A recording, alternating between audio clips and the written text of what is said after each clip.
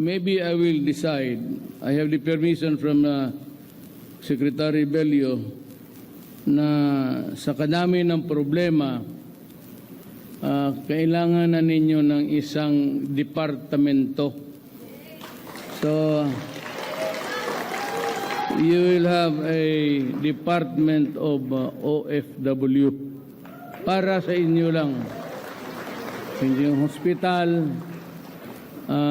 pati lagyan ko ng police attaché sa lahat ng binanggit ninyo na lugar, so that if you think that you have a problem here concerning a police, maybe may problema ka, nanakawan o yung sa anak mo, you can go direct to the police attaché. The police attaché will connect you to dito sa Pilipinas kung anong ang problema.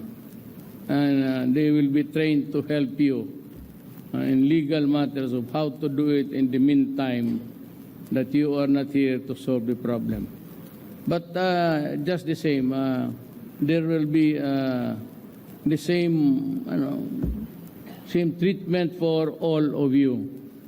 May departamento, may sarili kayong ospital, tapos you'll have a police attaché. Mga babae siguro ang ilagay ko. Mga babae o lalaki? Babae.